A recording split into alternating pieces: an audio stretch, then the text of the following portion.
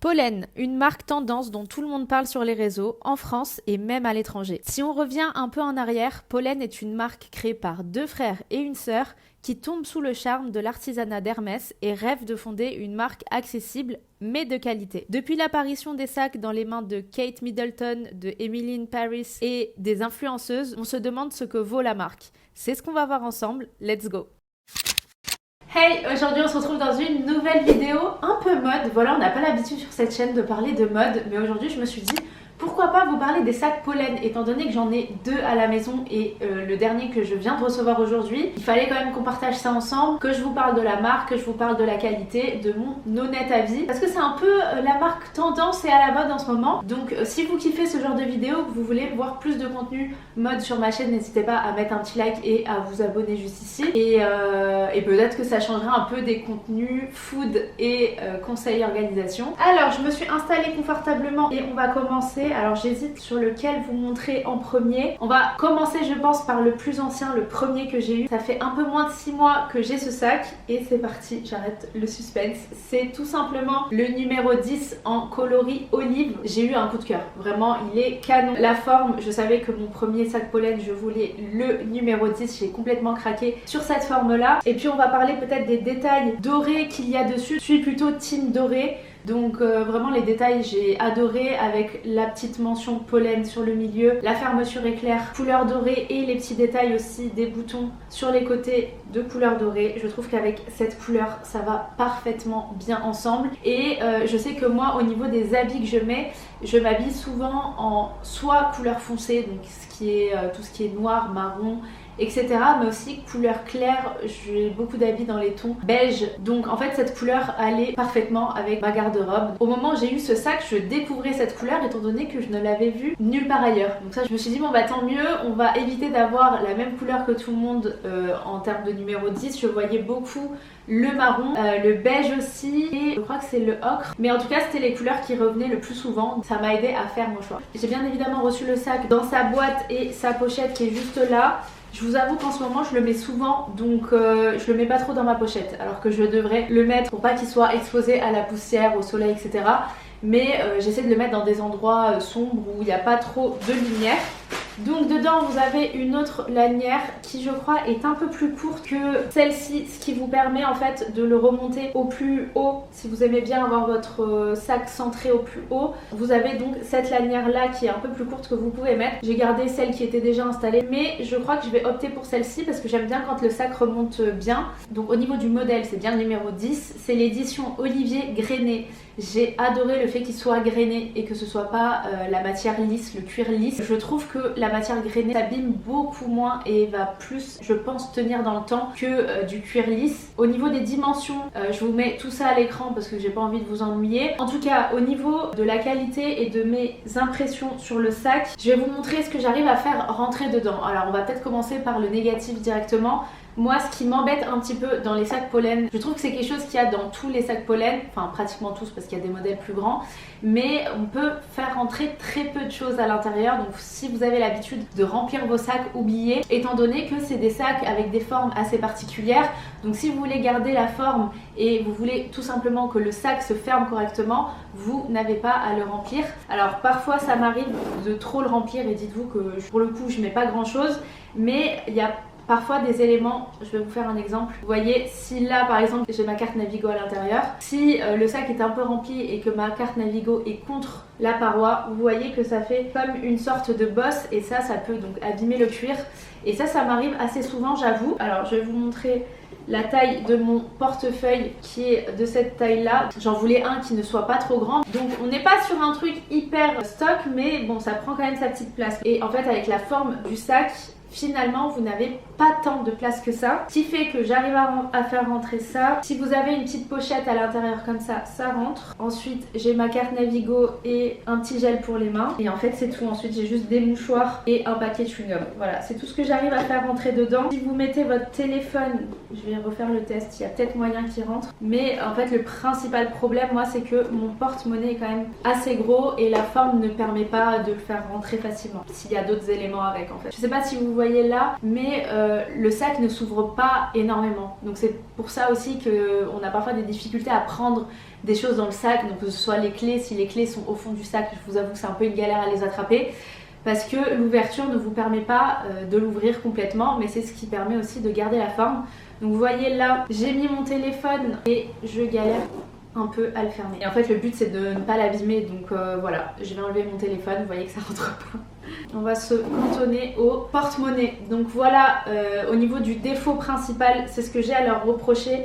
J'ai également vu sur internet des commentaires de gens qui disaient que ça déteignait. Alors je sais pas si leur habit déteigne sur le sac ou si c'est le sac qui déteint. Moi en tout cas, j'ai eu aucun problème là-dessus, pas de problème de couleur qui déteint, même si je porte du foncé ou du clair, j'ai pas eu de problème avec. Maintenant on va regarder un peu la qualité. Je pense très honnêtement, en ayant regardé assez rapidement tous les modèles, c'est le sac qui a la meilleure qualité, étant donné que le cuir est quand même assez épais. On est sur un cuir qui est pas souple, donc c'est à dire que vous n'allez pas avoir de difficulté à garder la forme du sac. Enfin, je vois pas quelle autre forme il peut prendre. On sent que c'est de la bonne qualité.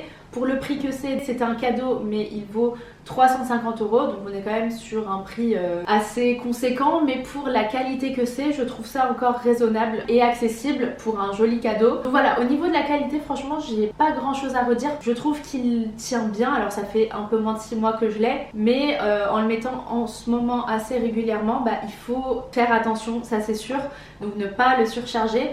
Mais j'ai quand même quelque chose qui est assez solide. Pour le coup, pas de regret. On passe maintenant au sac que j'ai reçu aujourd'hui et je suis trop contente du modèle étant donné que j'ai un peu galéré à l'avoir.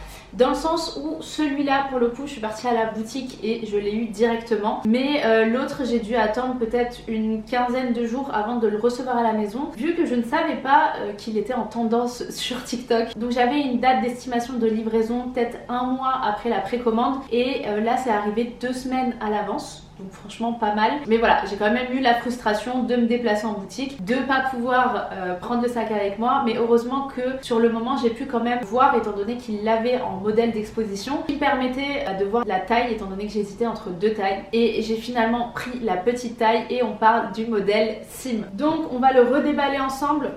Je l'ai reçu ce matin, donc je me suis dit pourquoi pas faire la vidéo tout de suite. On est complètement sur 2 styles différents. Très honnêtement, c'est les 2 modèles que je préfère et que je voulais. Bien contente. Voilà, alors toujours très important, laissez toujours les sacs dans les petites pochettes. Et voilà la bête. Donc on est sur le Sim en taille mini. Je voulais un sac un peu plus grand étant donné que j'ai à majorité des sacs très petits. Donc là je me suis dit c'est bien de pouvoir rajouter quand même des petits trucs, des petites trousses, un livre si j'ai besoin, mon téléphone, enfin bref, quelque chose qui me prend quand même pas mal de choses mais qui n'est pas un cabas. Donc voilà pourquoi j'ai hésité entre la grande taille et la petite taille. Au final je regrette pas du tout mon choix étant donné que le cabas faisait quand même assez grand. Alors il est hyper utile pour mettre son ordinateur, le ramener tous les jours au travail, mais là j'ai vu une vidéo tout à l'heure d'une fille qui montrait l'état de son Sim cabas 1 an après l'avoir acheté et franchement heureusement que je l'ai pas pris parce qu'elle met donc son ordinateur je pense tous les jours dedans et voilà l'état du sac. Il a complètement perdu sa forme. Je suis bien ravie d'avoir pris le mini étant donné que encore une fois ces sacs ne sont pas faits, même s'il a une contenance un peu plus grande, ne sont pas faits pour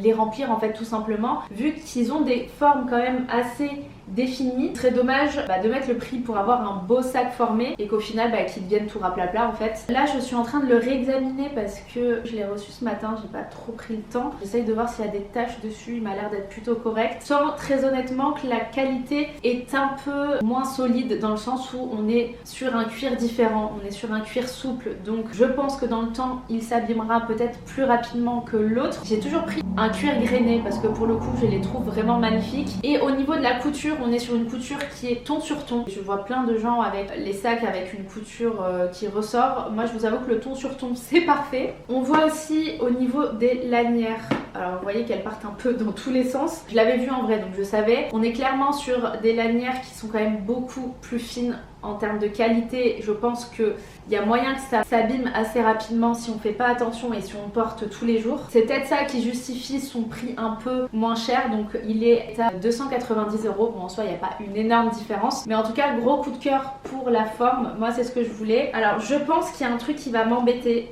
très clairement, ça va être les lanières. C'est-à-dire que si j'utilise les grandes lanières, les petites lanières vont me gêner.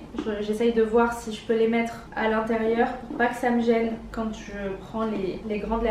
On va faire le test ensemble. Elles n'ont qu'une envie, c'est de sortir. Voilà.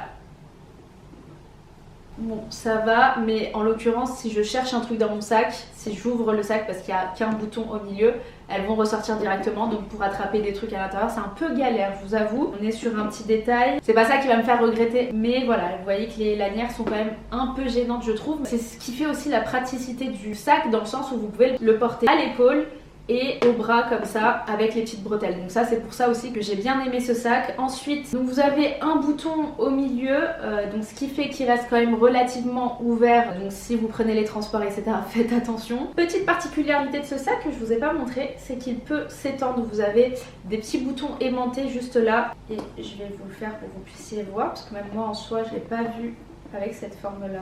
Donc là on a une jolie forme du sac un peu plus allongée. Je suis un peu moins fan de cette forme là, même si elle est jolie, elle vous permet de mettre des choses un peu plus grandes en largeur. Je le trouve vraiment canon et beaucoup plus classe avec cette forme là. Je sais pas ce que vous en pensez, dites-moi en commentaire. Et à l'intérieur vous avez donc une pochette juste là. Alors ma pochette est un tout petit peu rayée, alors c'est très léger, ça se voit pas trop. Ouais si, quand on fait ça, ça se voit. Bon, je me dis c'est à l'intérieur, ça ne se verra pas, c'est pas très grave. C'est pas le sac qui est écorché, mais bon, pour un sac de cette qualité là, tu te dis bon, c'est quand même un peu dommage. Et puis à l'intérieur on a, comme dans tous les sacs pollen, vous avez un petit carton comme ça. Donc c'est le Sim Mini. Bon, en vrai je suis trop contente, ça me fait quand même un sac intermédiaire. Et là pour le coup on va faire le test pour voir si tout ce dont j'ai besoin rentre dans ce sac là. J'ai pris un livre, j'ai pris la trousse justement que je galère à faire rentrer à l'intérieur de ce sac là. C'est ma petite trousse où j'ai mes médicaments, mes petits trucs beauté, et je trouve ça quand même indispensable dans un sac, sachant que la trousse est vraiment très petite. Ensuite je vais vider tout le contenu que j'ai là dans le sac noir. Et puis mon téléphone. Il se ferme, bonne nouvelle, et là vous voyez quand même qu'il est assez chargé avec le livre. Mais voilà, là je pense qu'on est vraiment au maximum de sa capacité, étant donné que on sent que tout est bien au fond. Alors heureusement en bas c'est quand même bien foutu. Là vous voyez donc le contenu du sac, mon téléphone, le livre, les différentes trousses à l'intérieur. Donc vous voyez qu'il y a quand même assez de place pour mettre des petits trucs pas très lourds. Donc voilà ce que ça donne. Franchement pour le coup je suis hyper ravie parce que ça va me porter beaucoup plus de choses que l'autre, et je le trouve canon. C'est très joli aussi, franchement il est magnifique. Donc pour le moment, pour ces deux modèles, je suis pas déçue. À voir pour le modèle noir, le Sim Mini, qui a, je pense, une qualité un peu moindre étant donné que c'est du cuir un peu plus souple. Je pense qu'il va peut-être durer un peu moins longtemps. En tout cas, je vais faire un max attention. En tout cas, je les trouve vraiment très très jolis. Alors maintenant, à voir à combien ils vont revenir d'ici quelques temps, étant donné qu'ils ne font qu'augmenter leur prix au vu de la hype qu'il y a autour de leur sac, ce qui est compréhensible. Mais je pense qu'il y a peut-être une limite à atteindre. Là, en tout cas, pour des prix à 200-300 euros, bon, mais j'espère que ça restera dans ces gammes de prix, histoire d'avoir quand même des sacs qui sont un petit peu accessibles, avec une qualité qui est à mon sens plutôt correcte, et avec des sacs que tu kiffes porter. On est quand même sur du haut de gamme accessible, donc ça fait toujours plaisir d'avoir un petit sac de leur marque. Donc dernier petit conseil, faites surtout attention au modèle que vous achetez. J'en profite pour vous dire que j'ai quand même vu des avis qui n'étaient pas ouf quand on regarde les notes de pollen sur internet. On est sur des commentaires qui sont 50% positifs, 50% négatifs, donc ce qui n'est pas ouf pour une marque qui se dit quand même de ce standing là. Donc je pense que les sacs qui posent problème sont plutôt les sacs, comme je vous ai dit, avec des fermoirs, des petits accessoires qui peuvent être de mauvaise qualité, contrairement au cuir qui, moi je trouve, est plutôt correct en termes de qualité. Donc là, les deux sacs que j'ai pris, j'ai eu de la chance, et ce sont mes sacs préférés. Il n'y a pas ce genre de problème vu qu'il n'y a pas de fermoir, il n'y a pas d'accessoires. Donc on reste sur quelque chose de plutôt safe. Donc faites attention au modèle que vous achetez, et puis voilà. J'espère vraiment que cette vidéo vous a servi et vous a plu, et on se retrouve bientôt pour une prochaine vidéo. N'hésite pas à cliquer sur la vidéo qui va s'afficher juste après si tu as envie de voir ce que je propose sur ma chaîne.